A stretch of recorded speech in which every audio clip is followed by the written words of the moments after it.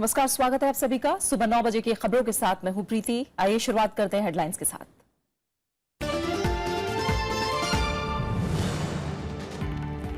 America में भारतीय engineer की हत्या का विरोध तेज। हिलेरी क्लिंटन ने राष्ट्रपति ट्रंप पर उठाए सवाल। व्हाइट हाउस ने घटना को बताया तकलीफदेह। हैदराबाद लाया गया श्रीनिवास कुचिभोतला का शव। जानबूझकर कर्ज नहीं चुकाने वालों पर सरकार सख्त। वित्त मंत्री ने कहा, ब्रिटेन के सामने उठा सकते हैं फरार लोगों का मुद्दा। लंदन स्टॉक एक्सचेंज के विशेष समारोह में दिया बयान।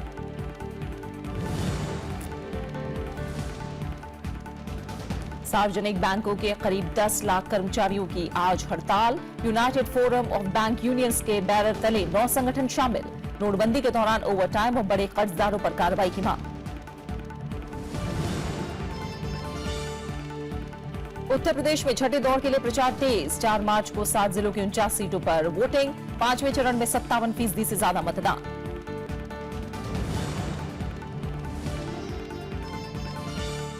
और विश्व कप निशानेबाजी में भारतीय शूटरों का जलवा। 2 पदकों पर साधा निशाना। 10 मीटर मिक्स टीम इवेंट में जीतू राय और हिना सिद्धू को स्वर्ण। डबल ट्रैप इवेंट में अंकुर मित्तल को सिल्वर। अमेरिकी राष्ट्रपति डोनाल्ड ट्रंप के खिलाफ चुनाव लड़ने वाली दिग्गज राजनेता हिलेरी क्लिंटन ने भारतीय इंजीनियर श्रीनिवास कुचिभोतला की हत्या का मुद्दा उठाया है। पूर्व अमेरिकी विदेश मंत्री हिलेरी क्लिंटन ने इस मामले में राष्ट्रपति डोनाल्ड ट्रंप की चुप्पी पर सवाल खड़े किए हैं। उन्होंने अमेरिकी राष्ट्रपति से बयान देने की मांग की है। उन्होंने ट्वीट किया कि धमकी और नफरत पर आधारित अपराधों में इजाफा हो रहा है। ऐसे में राष्ट्रपति को उनकी जिम्मेदारी बताने की जरूरत नहीं है। उन्होंने लिखा कि नागरिकों पर पाबंदी लगाने से सुरक्षा में इजाफा होने के बजाय डर और आक्रोश को बढ़ावा मिलेगा। इस बीच व्हाइट हाउस ने इस घटना को तकलीफदेह बताया है। व्हाइट हाउस के प्रवक्ता ने कहा कि राष्ट्रपति ट्रंप ऐसी घटनाओं की निंदा करते हैं। इस बीच भारतीय इंजीनियर श्रीनिवास का शव बीती रात हैदराबाद लाया गया। आज उनका अंतिम संस्कार किया जाएगा। भारतीय इंजीनियर की हत्या की जहां दुनिया भर में निंदा हो रही है, वहीं अमेरिका में भी भारतीय इंजीनियर की हत्या का विरोध तेज हो गया है। सैकड़ों लोगों ने सड़क पर उतरकर नफरत की राजनीति का विरोध किया और दोषी को कड़ी सजा देने की मांग की। इस बीच विदेश सचिव एस जयशंकर आज अमेरिका जा रहे हैं, जहां वो ट्रंप प्रशासन के सामने भारतीयों की सुरक्षा का मुद्दा उठाएंगे। अमेरिका के कंसास शहर में नफरत की राजनीति के खिलाफ आयोजित रैली में सैकड़ों लोगों ने शिरकत की। कंसास में भारतीय इंजीनियर श्रीनिवास कुचिभोतला की हत्या के विरोध में इसका आयोजन हुआ। बाद में ये रैली कंसास के हिंदू मंदिर पहुंची, जहां सर्वधर्म प्रार्थना सभा हुई। इसमें श्रीनिवास के दोस्त और हमले में घायल हुए भारतीय आलोक मदासानी भी शरीक हुए।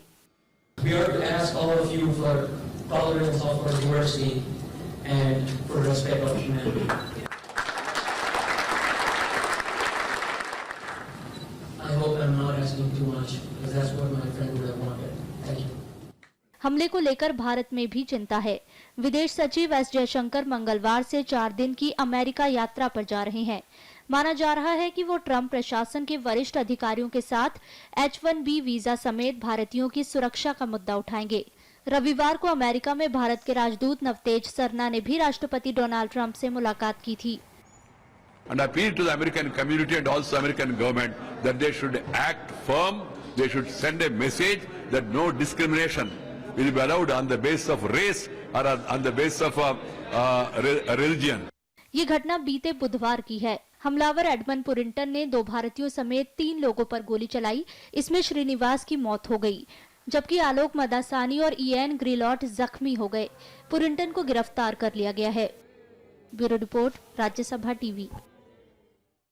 वित्त मंत्री ने जानबूझकर कर्ज नहीं चुकाने वालों पर कड़ी कार्रवाई की बात कही है। 24 से 28 फरवरी तक ब्रिटेन के 5 दिवसीय दौरे पर गए वित्त मंत्री अरुण जेटली ने कहा कि भारत ब्रिटेन के सामने देश से फरार उन लोगों के मुद्दों को उठा सकता है जिन्होंने जानबूझकर बैंकों की रकम नहीं लौटाई है।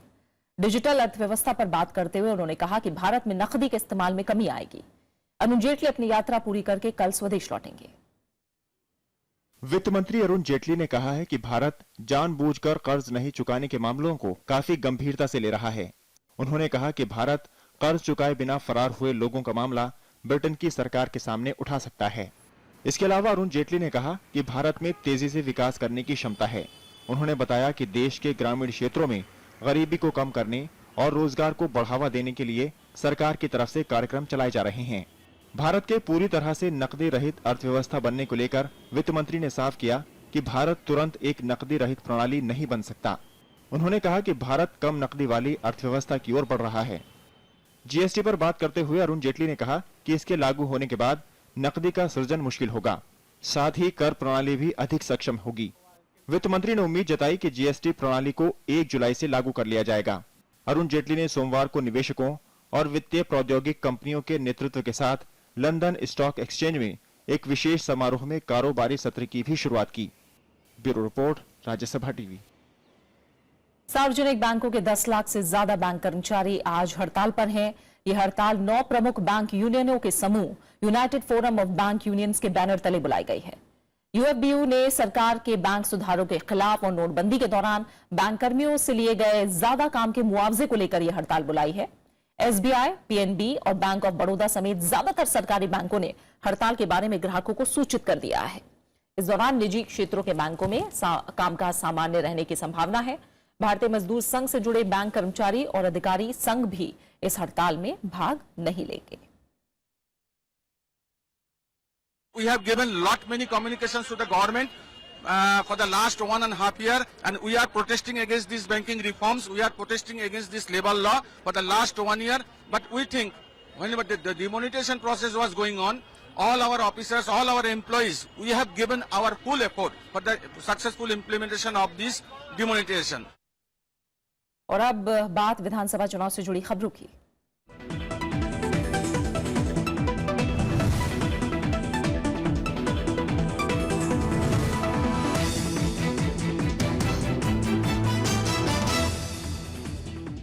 उत्तर प्रदेश में 5वें दौर के लिए मतदान का काम कल पूरा हो गया। इस दौर की 51 सीटों पर 57% से ज्यादा वोटिंग हुई।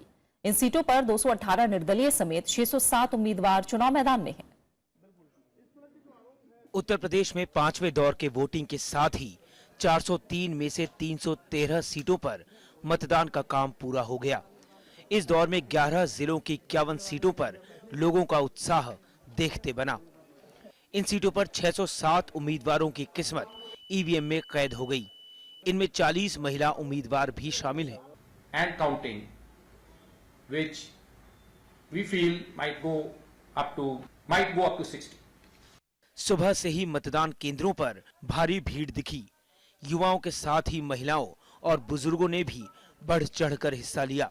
इस दौर में सबसे ज्यादा 24 उम्मीदवार अमेठी सीट पर, जबकि सबसे कम 6 उम्मीदवार कपिलवस्तु और एटवा सीट पर हैं। इस दौर में सबसे ज्यादा 51 सीटों पर बीएसपी ने उम्मीदवार उतारे हैं, जबकि बीजेपी 50, आरएलडी 31, समाजवादी पार्टी 43 और कांग्रेस 14 सीटों पर चुनाव लड़ रही हैं। वहीं 218 निर्दलीय उम्मीदवार भी मैदान में हैं। समाजवादी पार्टी उम्मीदवार चंद्रशेखर कनौजिया की मौत के चलते अंबेडकर नगर की अलापुर सीट पर इस दौर में वोटिंग नहीं हुई। इस सीट पर 9 मार्च को मतदान होगा। 2012 के पिछले चुनाव में इन 52 सीटों में से समाजवादी पार्टी 37 सीट जीतकर अव्वल रही थी। कांग्रेस और बीजेपी को 5-5 सीटें, जबकि बीएसपी को 3 सीटों पर जीत मिली थी। 2 सीटों पर पीस पार्टी का कब्जा हुआ था। 4 चरणों की तरह ही इस बार भी 5वें चरण में मतदाताओं ने बढ़ चढ़कर मतदान में हिस्सा लिया और लोग स्वास्थ्य, शिक्षा और रोजगार जैसे मुद्दों पर बातचीत करते दिखे। लेकिन विकास के इस चुनावी बयार पर ध्रुवीकरण के थपेड़े भी साफ महसूस किए जा सकते हैं और इस बात से इनकार नहीं कि आगे के 2 चरणों में भी इसका असर पड़ सकता है। फैजाबाद में सहयोगी श्याम सुंदर और कैमरामैन सुशील कुमार के साथ पंचानन मिश्रा, राज्यसभा टीवी, बहराइच। 5वें दौर के मतदान के बाद अब उत्तर प्रदेश में 6ठे और 7वें दौर के लिए चुनाव प्रचार चरम पर है।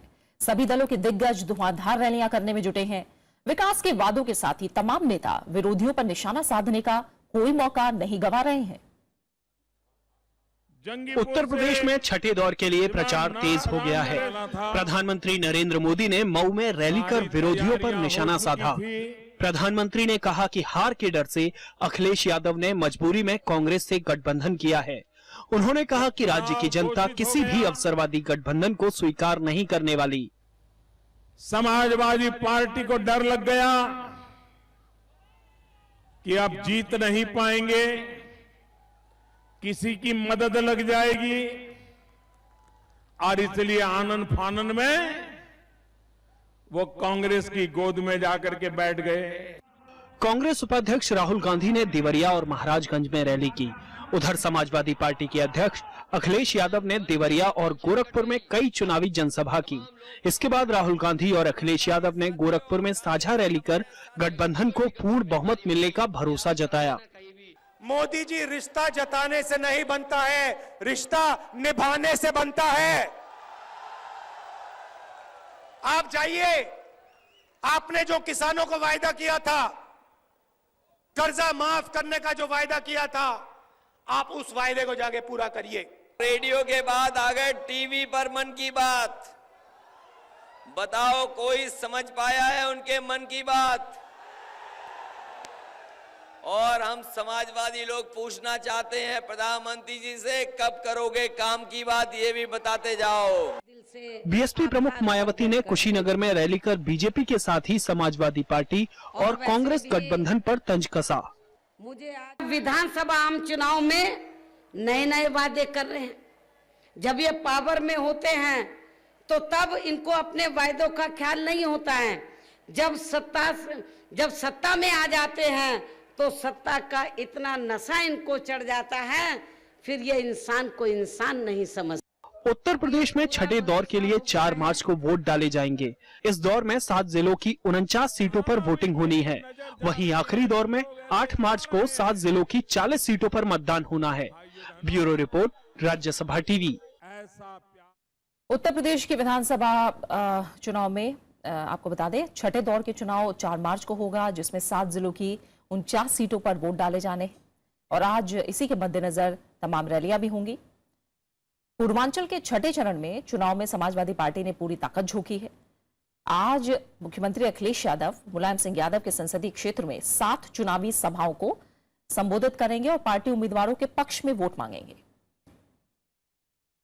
बीएसपी प्रमुख मायावती भी आज मऊ और गाजीपुर जिले में जनसभाएं करेंगी।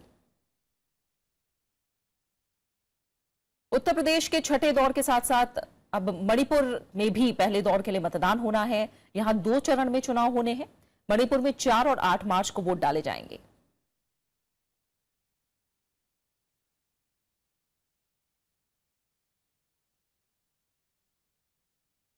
कांग्रेस उपाध्यक्ष राहुल गांधी आज मणिपुर में चुनावी प्रचार करेंगे। वहीं बीजेपी अध्यक्ष अमित शाह भी आज प्रचार करते नजर आएंगे। मणिपुर में राहुल गांधी इम्फाल पूर्व में जनसभा करेंगे और जनता से कांग्रेस प्रत्याशियों के पक्ष में मतदान करने की अपील करेंगे।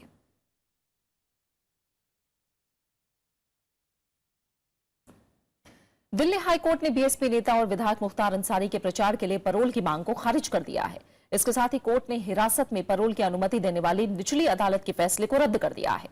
हाईकोर्ट का कहना है कि चुनाव लड़ने का अधिकार किसी उम्मीदवार को अपना प्रचार करने के लिए रिहाई का अधिकार नहीं दे देता। अगर उम्मीदवार किसी कथित अपराध की वजह से हिरासत में है तो यह अदालत की मर्जी होगी कि प्रचार के लिए पैरोल पर रिहा करे या नहीं। चुनाव आयोग ने निचली अदालत के पैरोल के फैसले पर रोक के लिए हाईकोर्ट में अपील की थी। बीजेपी विधायक कृष्णानंद राय हत्या के मामले में अंसारी पर दिल्ली की अदालत में ट्रायल चल रहा है। आयोग का मानना है कि मुख्तार अंसारी पैरोल मिलने पर गवाहों को प्रभावित कर सकते हैं।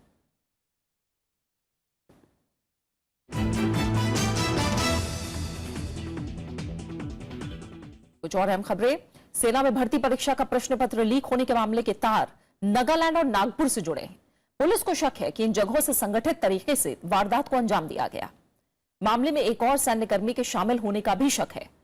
पूछताछ में यह बात सामने आई है कि मुख्य आरोपी नागालैंड में एक सैन्यकर्मी के साथ संपर्क में था। सोमवार को थाने पुलिस ने 3 और लोगों को गिरफ्तार किया था। थाने पुलिस की अपराध शाखा भर्ती गिरोह की जांच कर रही है। शनिवार रात छापेमारी के बाद महाराष्ट्र और गोवा से 18 लोगों की गिरफ्तारी के बाद इसका खुलासा हुआ था। गिरफ्त में आए 21 आरोपियों को स्थानीय अदालत ने 4 मार्च तक पुलिस हिरासत में भेज दिया है। पुलिस को अभी 3 और आरोपियों की तलाश है। सेना की तरफ से भी कोर्ट ऑफ इंक्वायरी के आदेश दिए गए हैं।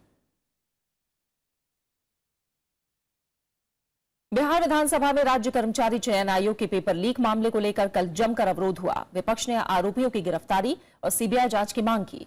उधर राज्य के आईएएस अधिकारियों ने भी आयोग के चेयरमैन की गिरफ्तारी के विरोध में काली पट्टी बांधकर काम किया। बिहार राज्य कर्मचारी चयन आयोग के पेपर लीक का मामला सोमवार को विधानसभा में भी उठा। कार्यवाही शुरू होते ही विपक्ष ने इस मामले की जांच सीबीआई से कराने की मांग की। साथ ही उन मंत्रियों को बर्खास्त करने की मांग की जिनके नाम इस केस में सामने आए हैं। सत्ताधारी दल से जुड़े हुए लोगों का नाम आता है, एमएलए हो, मंत्री हो, विधायक हो, तो फिर वहाँ पुलिस कहीं न कहीं अपना कदम पीछे खींच लेती है या ठीक नहीं है। जिनका भी नाम आवे उनकी गिरफ्तारी कानूनी हिसाब से आवश्यक है, तो निश्चित रूप से गिरफ्तारी होनी चाहिए। जो अनुसंधान को लेकर के बिहार की पुलिस ने जो उल्लेखनीय सफलता हासिल की है, निश्चित तौर पर बिहार पुलिस के कार्यकलापों पर भरोसा किया जाना चाहिए। उधर राज्य के आईएएस अधिकारी भी सरकार के खिलाफ खड़े हैं। वो कर्मचारी चयन आयोग के चेयरमैन की गिरफ्तारी के विरोध में काली पट्टी बांधकर काम कर रहे हैं। मामले की सीबीआई जांच की मांग कर रहे अधिकारियों ने रविवार को राज्य सरकार के मौखिक आदेश को मानने से भी इनकार कर दिया था। राज्य कर्मचारी चयन आयोग के चेयरमैन सुधीर कुमार को प्रश्न पत्र लीक मामले में शुक्रवार को गिरफ्तार किया गया था। Bureau report, Rajya Sabha TV. खबरें जा रही हैं, लौट रहे हैं एक छोटे से ब्रेक के बाद।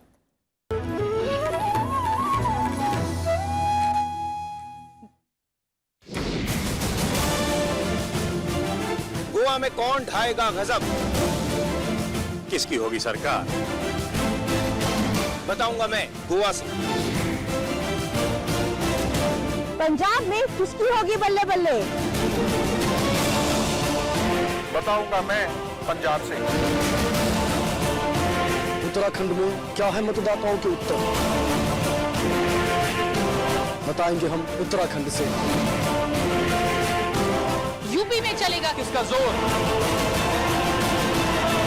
ये बताऊंगा मैं यूपी से। मणिपुर में लगेगी किस पे मुहर? बताऊंगा मैं इम्फाल से। विशाल दहिया, पंचानन मिश्रा, अखिलेश सुमन, कृति मिश्रा, प्रणब गोस्वामी, रविंद्र सिंह शोराना, अनुदीवान, श्याम सुंदर, दिलीप खान, नवविक्रम सिंह, राज्यसभा टीवी, चक्राता।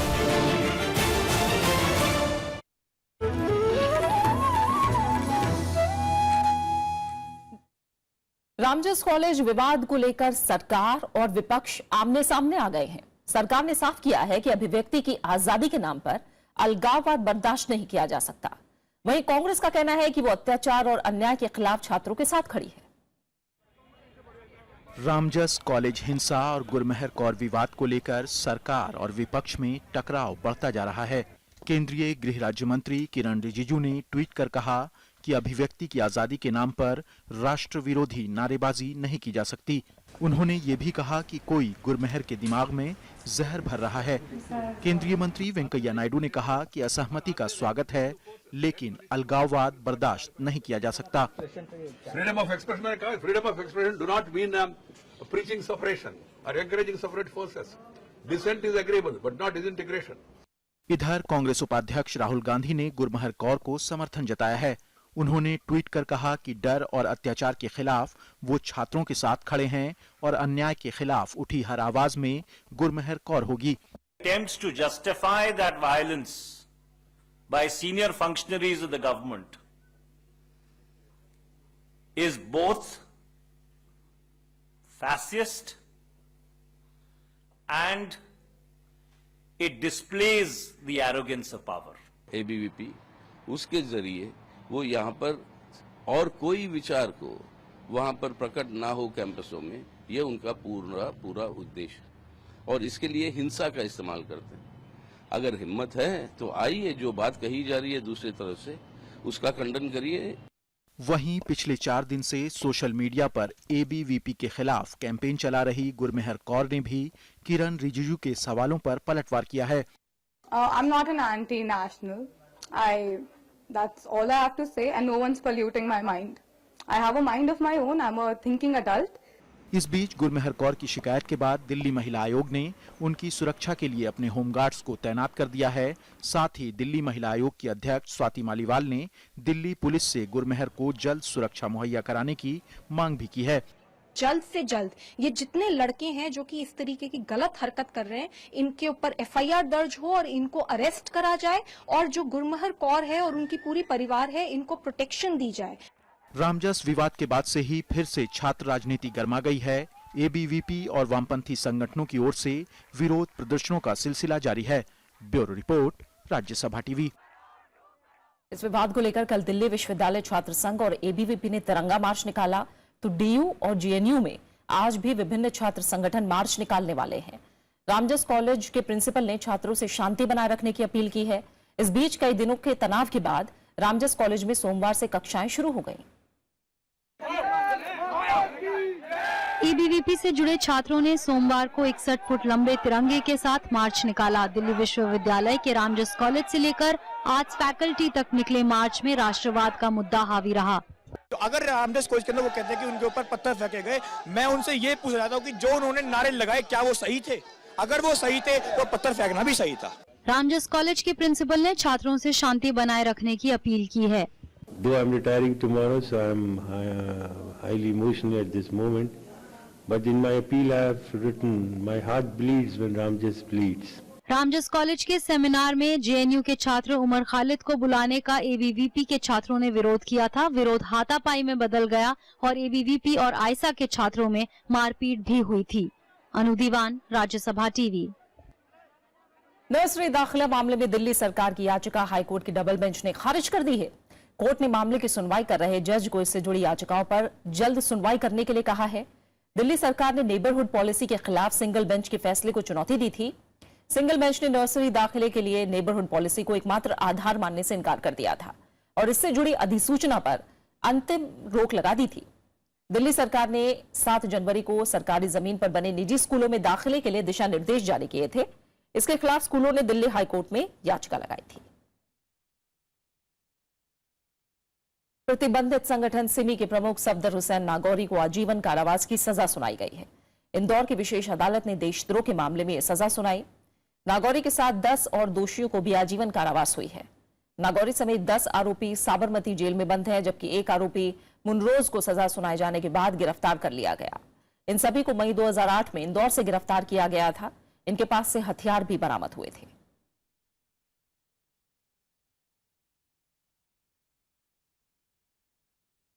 तमिलनाडु विधानसभा में मुख्यमंत्री पलनीसामी के बहुमत साबित करने के खिलाफ हाईकोर्ट पहुंची डीएमके की याचिका पर कल सुनवाई हुई। मद्रास हाईकोर्ट ने इस मामले में विधानसभा अध्यक्ष और सचिव को नोटिस जारी किया है और कार्यवाही का वीडियो फुटेज पेश करने के लिए कहा है। साथ ही तमिलनाडु के मुख्यमंत्री गृह सचिव को इस मामले में 10 मार्च तक हलफनामा दाखिल करने के लिए कहा है। विधानसभा में 18 फरवरी को अवरोध के बीच मुख्यमंत्री पलनीसामी ने बहुमत साबित किया था, लेकिन डीएमके इसे तय प्रक्रिया के खिलाफ बता रही है। पिछली सुनवाई में हाईकोर्ट ने डीएमके से विधानसभा में हुए अवरोध और दूसरे दस्तावेज मांगे थे।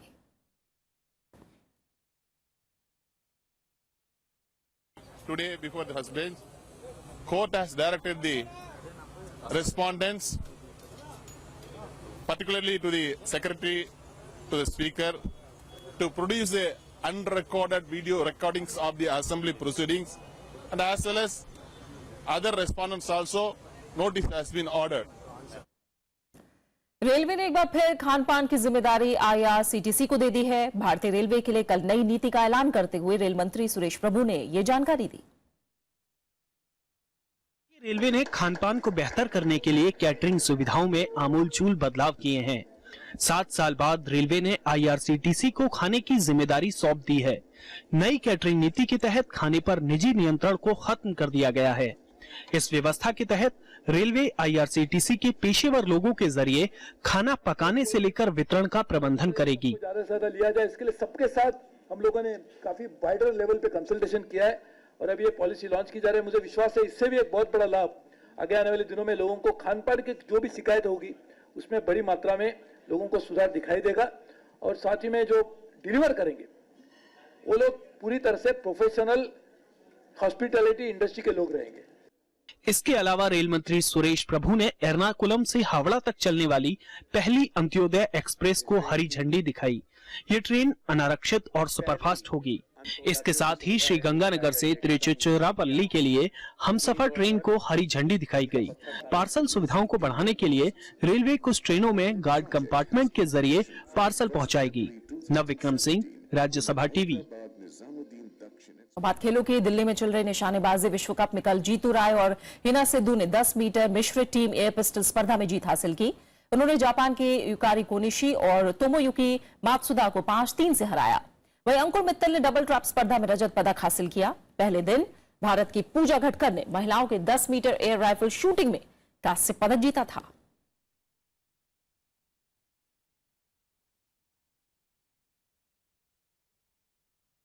देश भर में आज विज्ञान दिवस मनाया जा रहा है। 28 फरवरी 1928 को देश के प्रख्यात वैज्ञानिक सर सीवी रमन ने रमन इफेक्ट की खोज की थी, जिसकी याद में हर साल विज्ञान दिवस मनाया जाता है। इस खोज के लिए सीवी रमन को 1930 में नोबेल पुरस्कार से भी सम्मानित किया गया था। भारत में आर्यभट्ट, चंद्रशेखर और वेंकट रमन जैसे कई वैज्ञानिक हुए जिन्होंने विज्ञान के क्षेत्र में देश का नाम खूब रोशन किया। विज्ञान दिवस का मकसद लोगों में विज्ञान के लिए दिलचस्पी लाना और एक क्षेत्र में नए प्रयोगों के लिए प्रेरित करना है। खास शख्सियत की बात कर रहे हैं। भारत के पहले राष्ट्रपति डॉक्टर राजेंद्र प्रसाद की आज पुण्यतिथि है। भारतीय स्वाधीनता आंदोलन के प्रमुख नेताओं में से एक डॉक्टर राजेंद्र प्रसाद ने भारतीय राष्ट्रीय कांग्रेस के अध्यक्ष के रूप में प्रमुख भूमिका निभाई। 3 दिसंबर 1884 को जन्मे डॉक्टर राजेंद्र प्रसाद ने भारतीय संविधान के निर्माण में अपना योगदान दिया। देश में उनकी लोकप्रियता ऐसी थी कि उन्हें राजेंद्र बाबू या देश रत्न कहकर पुकारा जाता था। राजेंद्र बाबू ने कई पुस्तकें भी लिखी। 1962 में उन्हें भारत रत्न की सर्वश्रेष्ठ उपाधि से सम्मानित किया गया। मशहूर संगीतकार रवींद्र जैन की आज जयंती है। उनके संगीत का जादू आज भी लोगों के दिलों में बरकरार है, चाहे फिल्मों में दिया संगीत हो या फिर घर घर में लोकप्रिय हुए रामायण और कृष्ण जैसे धारावाहिक। उन दोनों को लोग आज भी गुनगुनाते हैं।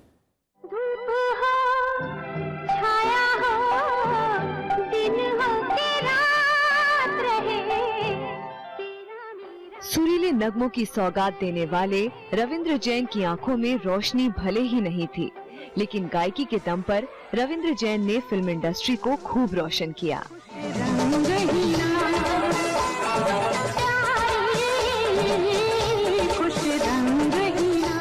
अपने करियर में रविंद्र ने चोर मचाए शोर, गीत गाता चल, चितचोर और अखियों के झरोखों से जैसी सुपरहिट फिल्मों को धुनों से सजाया। मैंने देखा जो सांवरे, तुम दूर नजर आए, बड़ी दूर नजर आए। 1985 में फिल्म राम तेरी गंगा मैली के लिए उन्हें सर्वश्रेष्ठ संगीतकार का फिल्मफेयर अवार्ड मिला।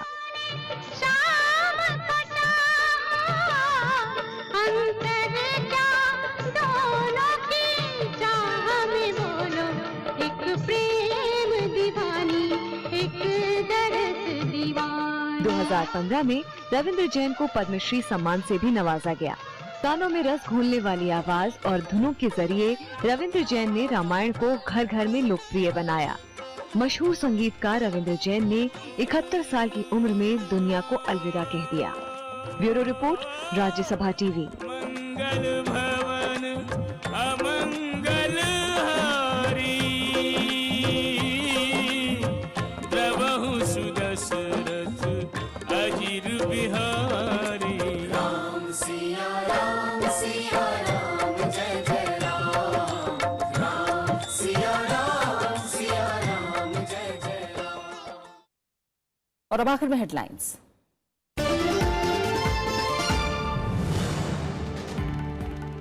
अमेरिका में भारतीय इंजीनियर की हत्या का विरोध तेज। हिलेरी क्लिंटन ने राष्ट्रपति ट्रंप पर उठाए सवाल। व्हाइट हाउस ने घटना को बताया तकलीफ दे। हैदराबाद लाया गया श्रीनिवास कुचिभोतला का शव।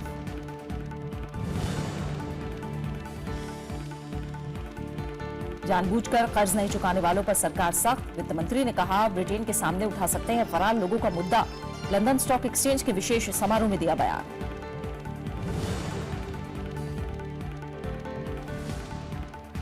सार्वजनिक बैंकों के करीब 10 लाख कर्मचारियों की आज हड़ताल। United forum of bank unions के बैनर तले 9 संगठन शामिल। नोटबंदी के दौरान ओवरटाइम और बड़े कर्जदारों पर कार्रवाई की मांग।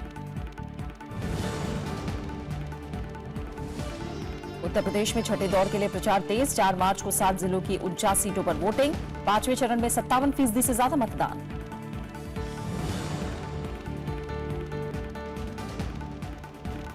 विश्व कप निशानेबाजी में भारतीय शूटरों का जलवा। 2 पदकों पर साधा निशाना। 10 मीटर मिक्स टीम इवेंट में जीतू राय और हिना सिद्धू को स्वर्ण। डबल ट्रैप इवेंट में अंकुर मित्तल को सिल्वर। फिलहाल इस बुलेटिन में इतना ही। आगे देखिए देश देशांतर। नमस्कार।